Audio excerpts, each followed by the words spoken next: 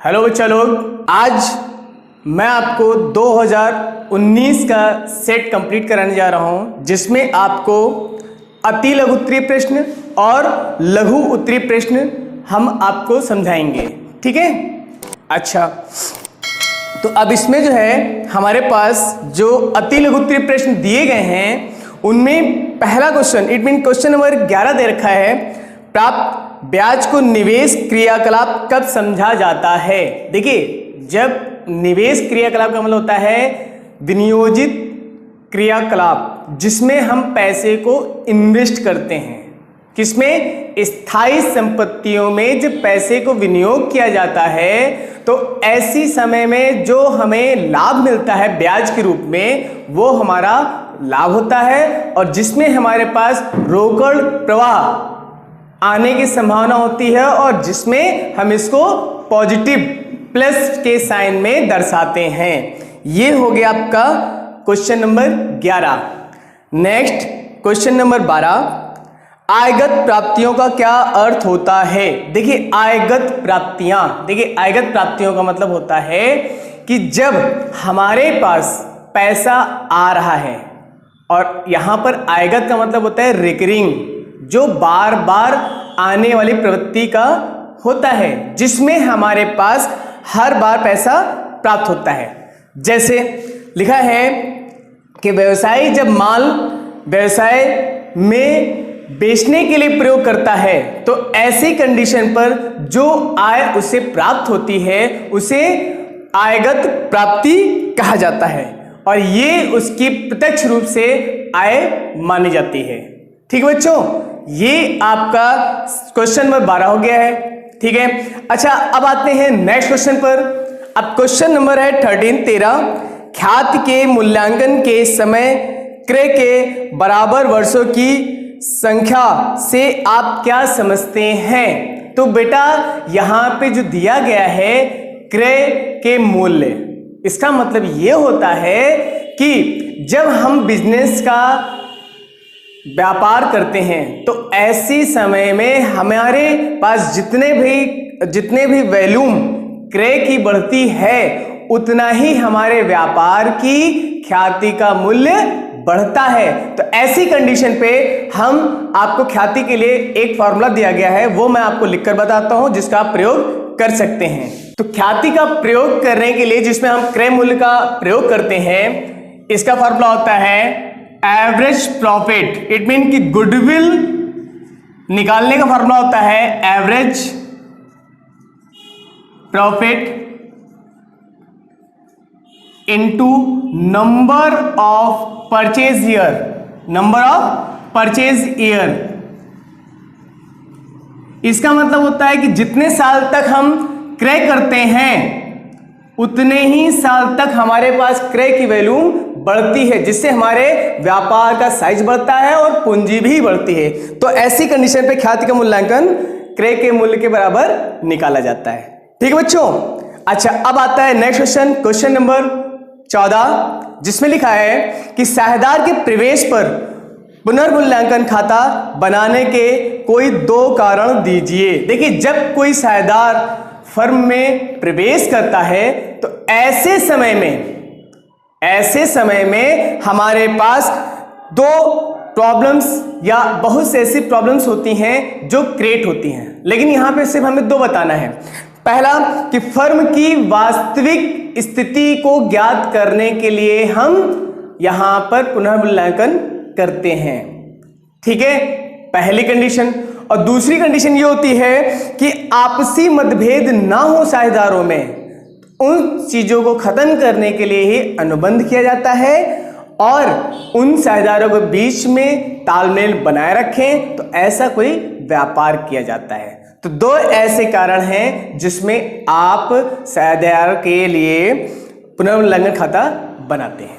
अच्छा बच्चों, next question, question number 15, वित्तीय विवरण का विश्लेषण वित्तीय संस्थाओं के लिए क्यों महत्वपूर्ण होता है। देखिए बच्चों, वित्तीय विवरण का मतलब होता है आर्थिक चिट्ठे, जिसमें फर्म की, कंपनी की या संस्थाओं के वित्त के लेखे लिखे जाते हैं, जिसमें प्रत्येक लेन देन का मूल्य या वैल्यू होता है जिसको हम दिखाकर फर्म की वास्तविक स्थिति ज्ञात करते हैं, जिसमें नियम और रूपरेखा के अनुसार सरकार को कर भुगतान करने के लिए उपयोगी होता है, जिसमें हम अपने फर्म की पोजीशन के हिसाब से बिजनेस का साइज बढ़ा सकते हैं और घटा सकते हैं। इसलिए वित्त स्थिति के लिए वित्त विश्लेषण महत्वपूर्ण होते हैं। ठीक है बच्चों, कोई प्रॉब्लम तो नहीं है इसमें? ठीक है, तो बेटा जो क्वेश्चन नंबर 15 है ये आपका लास्ट ईयर पेपर में आ भी चुका है। ठीक है, तो ये इंपॉर्टेंट है, ध्यान दीजिएगा। अच्छा, अब आते हैं नेक्स्ट क्वेश्चन पर। क्वेश्चन नंबर 16 अंशों की निजी व्यवस्था से तात्पर्य। निजी व्यवस्था से तात्पर्य मैं इसको थोड़ा दूसरे तरीके से बताने की कोशिश कर रहा हूं। इसमें निजी व्यवस्था का मतलब होता है कि जब व्यक्तिगत तौर पर हम अपने अंशों को प्राइवेट कंपनी के अनुसार अपने कर्मचारियों या संचालकों को व्यक्तिगत रूप से देते हैं, तो ऐसी कंडीशन में एज अ कंपनी मेंबर तो वो हमारा निजी व्यक्तिगत अंशदान होता है, जिसमें शेयर का पैसा पूंजीक रूप में विनियोग माना जाता है। अच्छा, अब इसके बाद आता है नेक्स्ट क्वेश्चन, आपका लिखा क्वेश्चन नंबर 17 साझेदारी संलेख का कोई एक लाभ बताइए।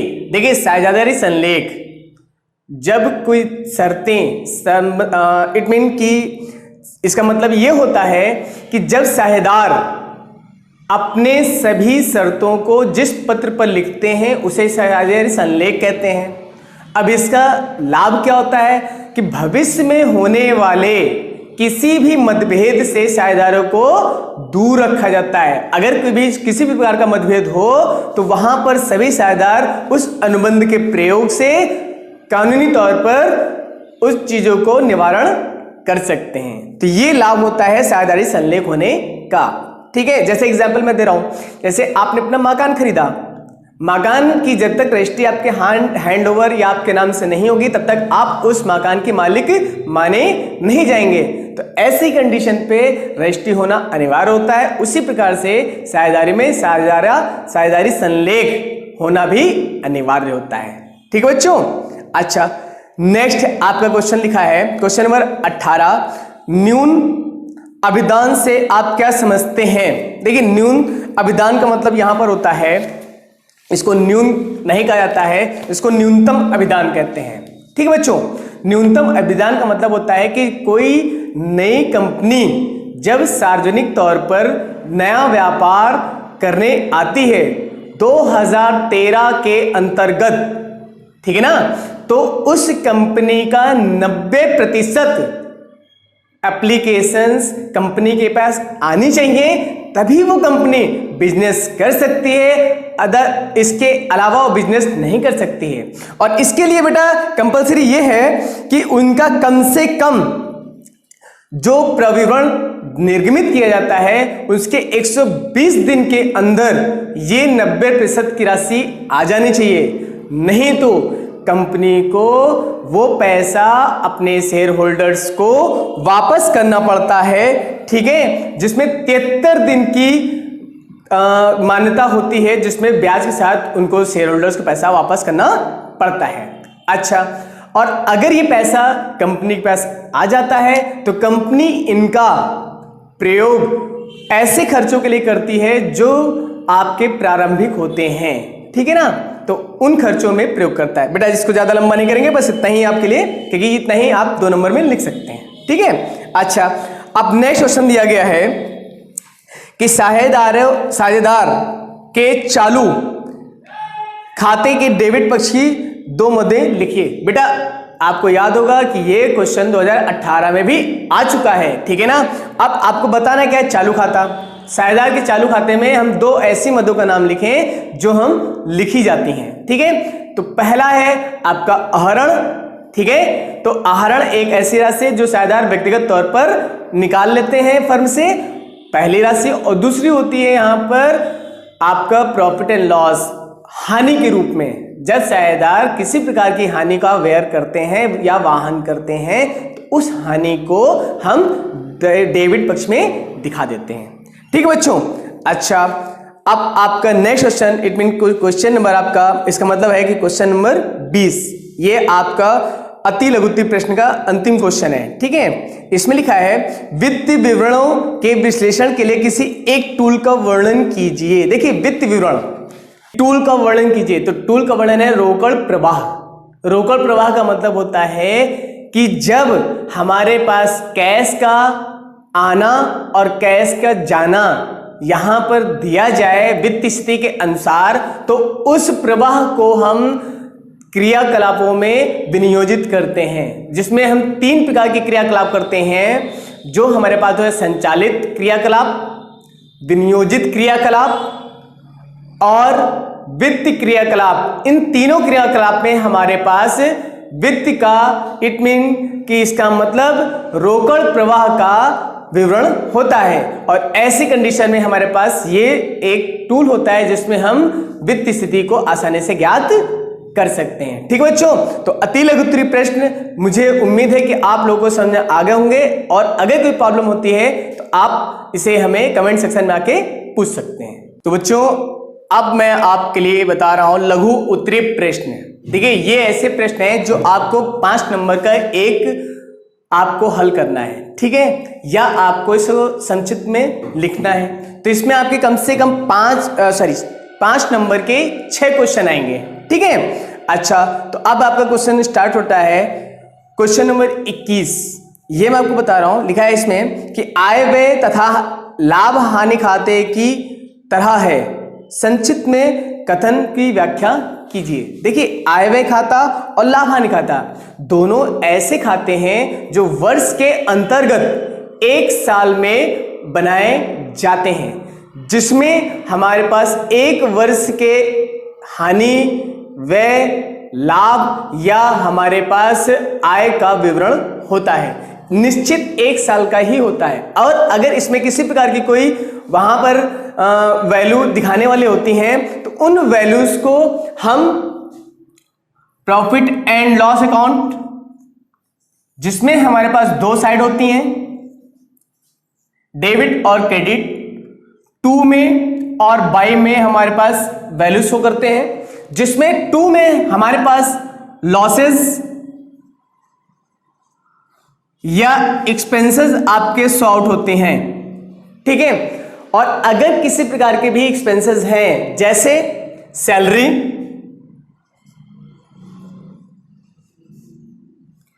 यहां पे सैलरी का अमाउंट पुट कर दिया जाएगा, और यहां पर अगर अदत्य मतलब देना बाकी अगर है तो उस आउटस्टैंडिंग की वैल्यू को यहां पर प्लस करके हम आउटसाइड में शो कर देते हैं।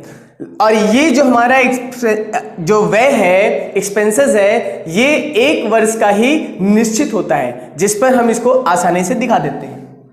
और अगर यहां पर ये पूर्वदत्त है प्रीपेड है तो ऐसी कंडीशन में हम यहां पर इसको सब्ट्रैक्ट कर देते हैं प्रीपेड। ठीक है,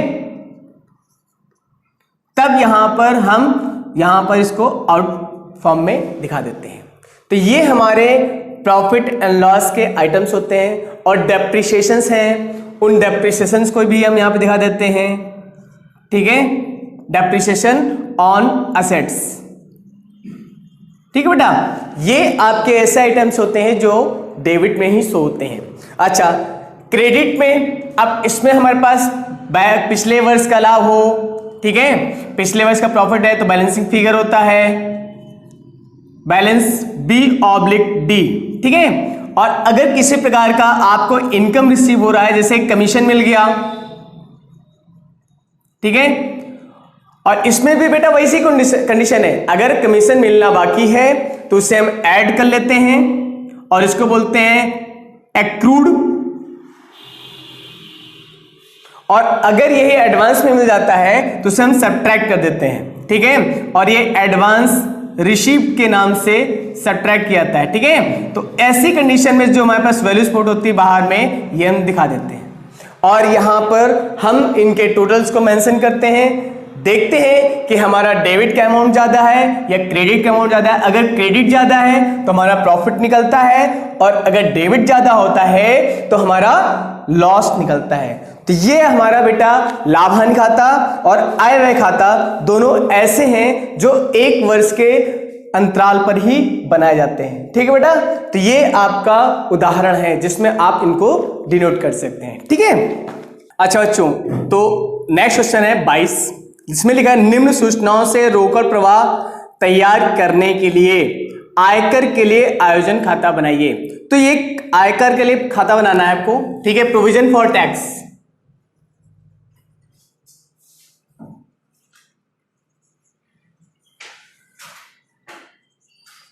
ठीक है, जिसमें दो साइड होंगे आपकी, डेबिट और क्रेडिट।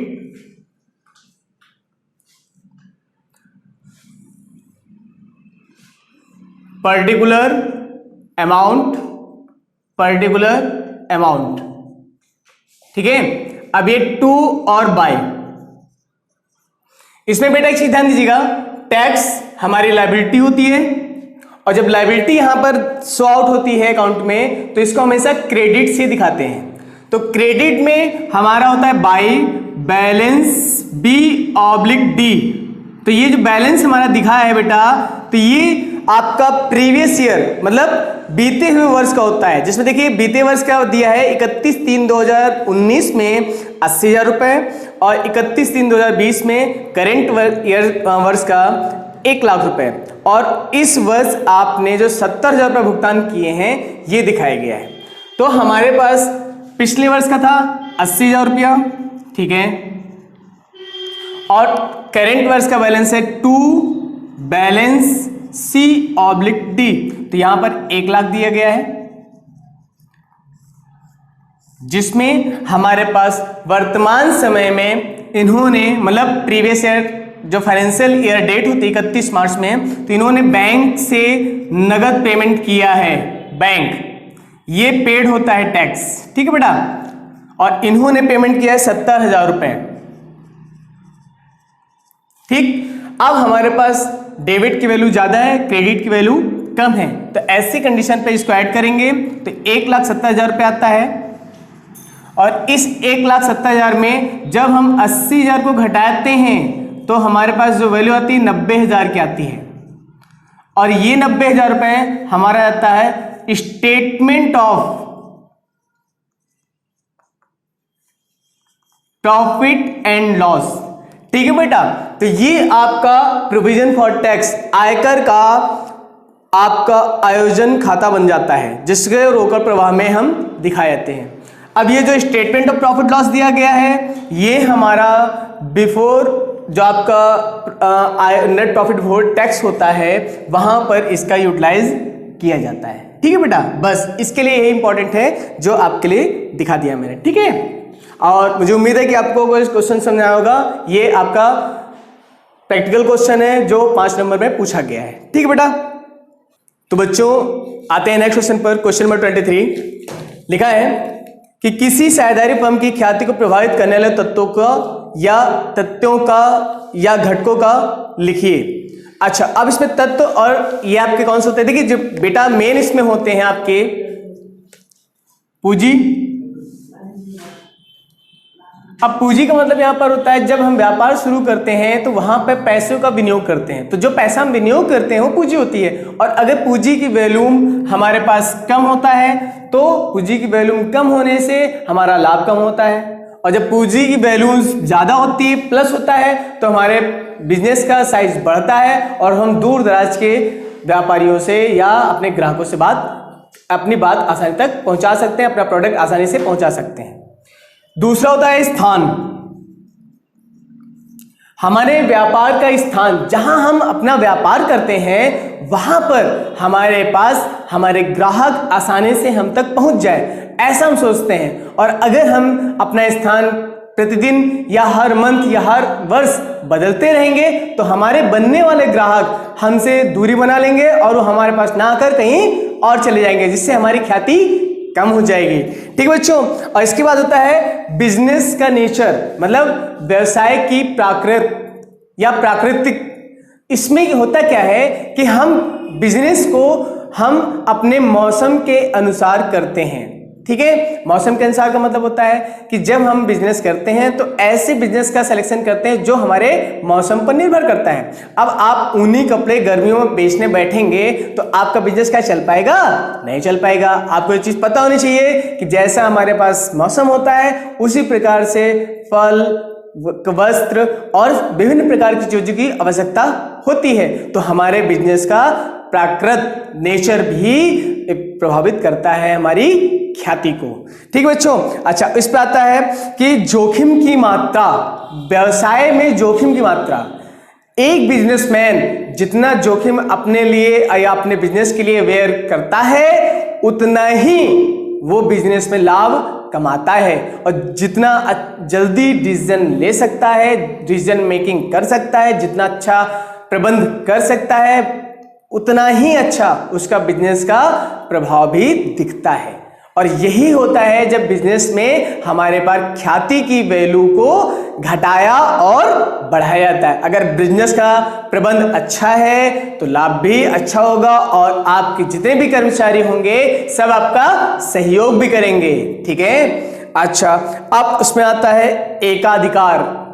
एकाधिकार का मतलब होता है कि जब व्यापारी अपना एक अधिकार या एक आधिपत्य जमाना चाहता है तो ऐसी कंडीशन में उसके जितने सहयोगी होते हैं सब उससे दूर बना लेते हैं, जिसमें उसके व्यापार में होने वाले जो प्रॉब्लम्स या समस्याएं होती हैं उसको उसे पता नहीं होता है और धीरे धीरे उसका व्यापार धीरे धीरे डूब जाता है। और ऐसी कंडीशन में व्यापार बंद हो जाता है जिसमें हमारे पास ख्याति का पूरा डेप्रिशिएट हो जाती है, हैरास हो जाती है और बिजनेस यहां पर डेड। और जहां बिजनेस डेड हुआ ख्याति आपकी खत्म, और जहां ख्याति खत्म वहां बिजनेस का कोई वैल्यू या अस्तित्व बिजनेसमैन का नहीं रहता है। तो बच्चों इस चीज का ध्यान दीजिएगा, ये ऐसी चीजें हैं जो प्रभावित करती हैं व्यापार को।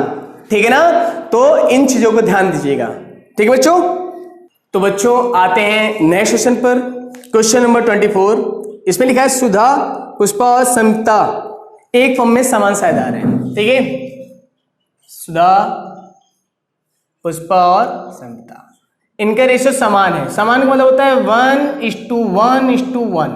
ठीक है ना। इन तीनों का जो हर होता है वो 3 आएगा। ठीक है। अच्छा, इसके बाद इन्होंने डिसीजन लिया, नया डिसीजन लिया।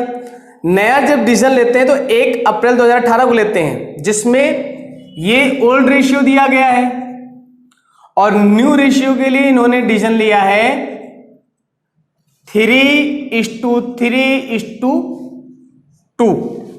तो यहां पे न्यू रेशियो हो गया। तो क्वेश्चन में ओल्ड रेशियो और न्यू रेशियो दिया गया है। ठीक है। अच्छा, उक्त तिथि को फर्म का लाभ हानि खाते कितना था? 24,000 रुपए था। शेष दर्शाया गया था। लाभ हानि खाते को बंद करने के बजाय, यह ध्यान दीजिएगा, यही इंपॉर्टेंट केस है जिसपे हमको जर्नल एंट्री करनी पड़ सकती है।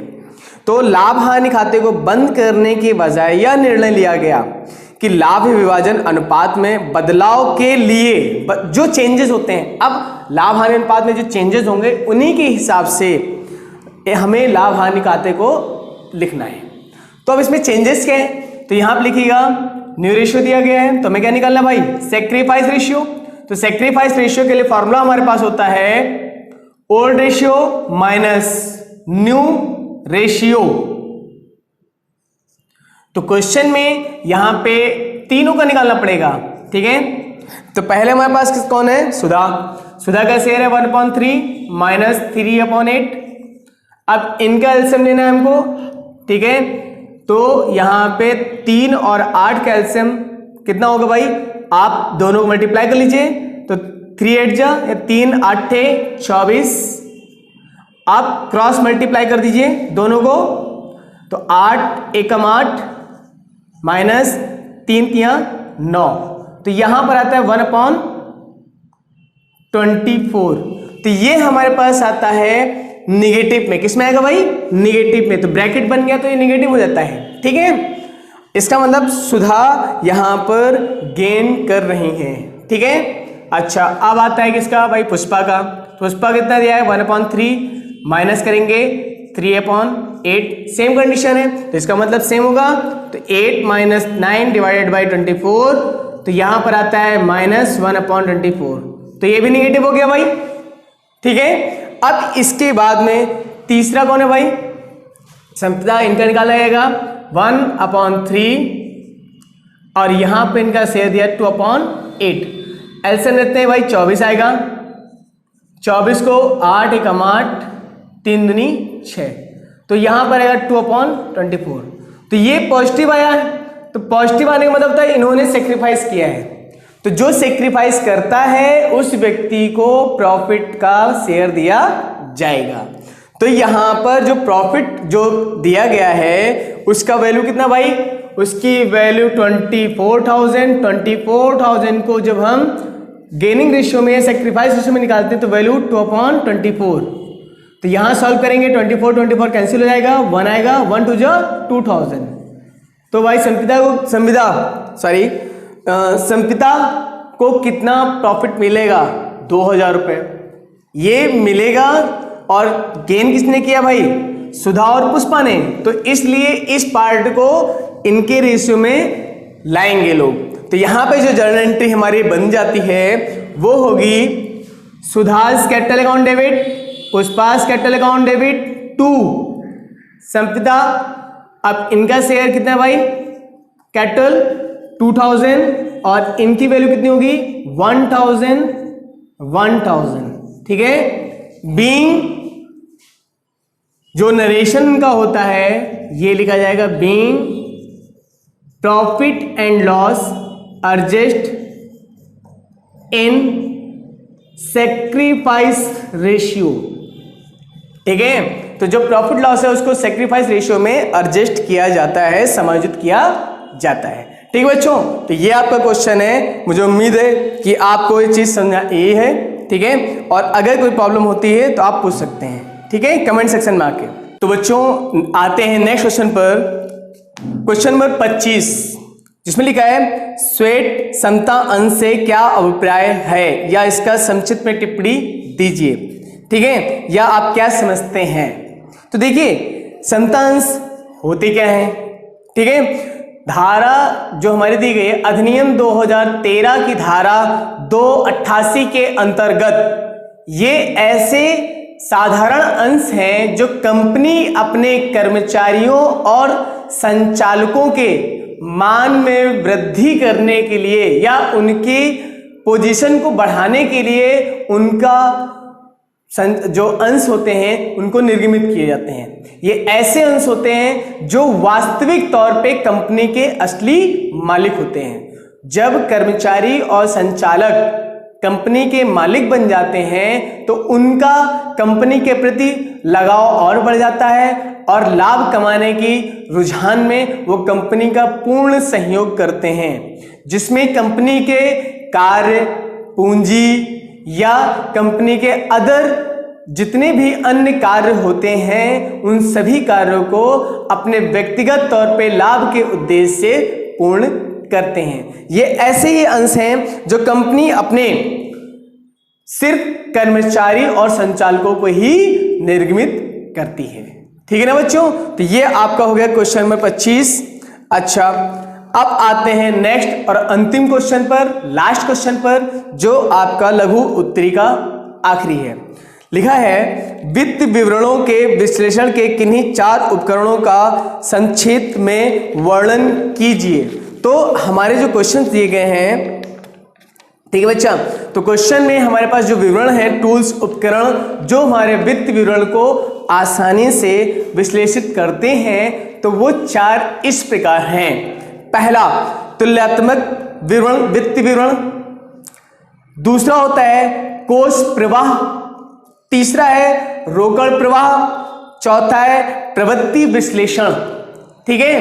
तो बेटा ये ऐसे टूल्स होते हैं जो हमारे व्यापार की वित्तीय विवरणों को आसानी से दर्शा सकते हैं, ठीक है। अब इनको संक्षिप्त में बताने के लिए क्या है भाई, तुलनात्मक वित्तीय विवरण।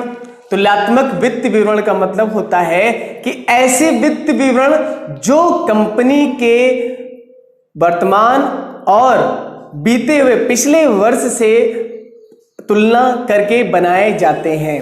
तो ऐसे वित्त विवरण जो तुलनात्मक होते हैं, पिछले वर्ष के अंतराल के अंतर्गत ऐसे खाते बनाने हमारे कंपनी अधिनियम 2013 के अंतर्गत आता है। ठीक है, दूसरा आपका है कोष प्रवाह।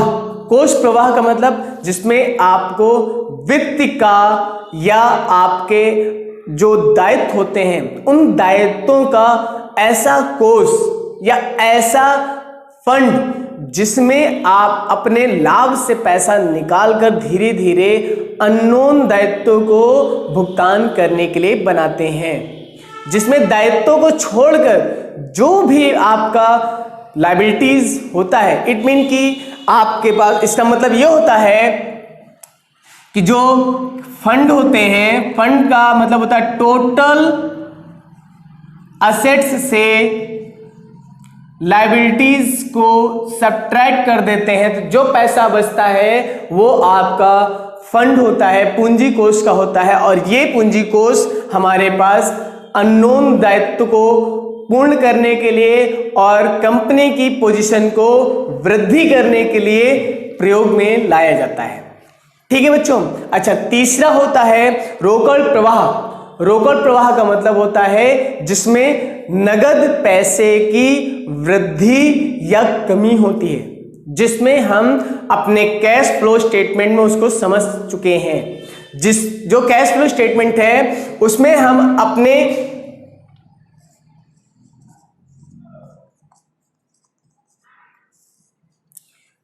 कैश फ्लो स्टेटमेंट पे हम 3 प्रकार की क्रियाओं का वर्णन करते हैं। पहली क्रिया आपकी होती है ऑपरेटिंग एक्टिविटीज, जिसे हम अपने नॉन कैश एक्सपेंसेस या ऑपरेटिंग एक्सपेंसेस में दर्शाते हैं ऑपरेटिंग को।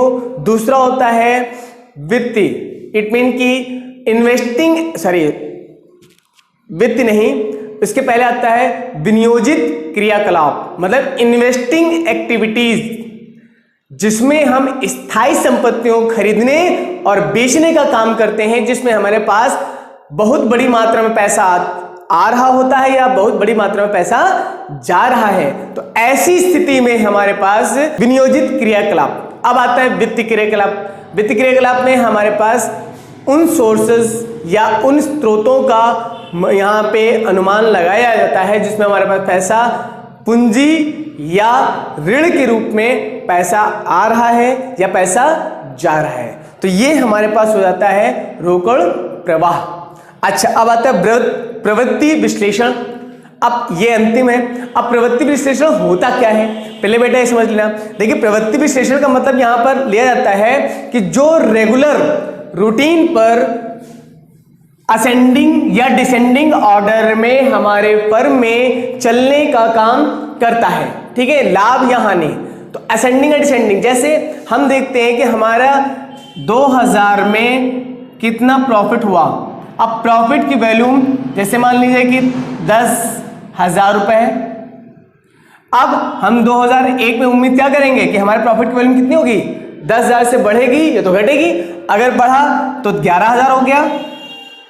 अब इसके बाद में 2002 में कितना होगा भाई हमारे बिजनेस का, तो 11 से कितना हो जाएगा, 12। और यही रूटीन हमारा रेगुलर अगर चलता रहता है तो एक ही रेशियो में जब हमें प्रवृत्ति की वैल्यू बढ़ रही है तो इसे हमारे पास अरेंज किया जाता है, असेंडिंग ऑर्डर कहते हैं। और अगर यही प्रवृत्ति हमारे लिए जस्ट उल्टा हो जाए तो इसे डिसेंडिंग ऑर्डर भी कहते हैं। और यही होता है प्रवृत्ति विश्लेषण, जिसमें हमारे पास सभी लेन देनों का असेंडिंग या डिसेंडिंग ऑर्डर में वर्क किया जाता है। ठीक बच्चों, तो मुझे उम्मीद है कि आपको लघु उत्तरीय प्रश्न और अति लघु उत्तरीय प्रश्न समझ में आ गए होंगे।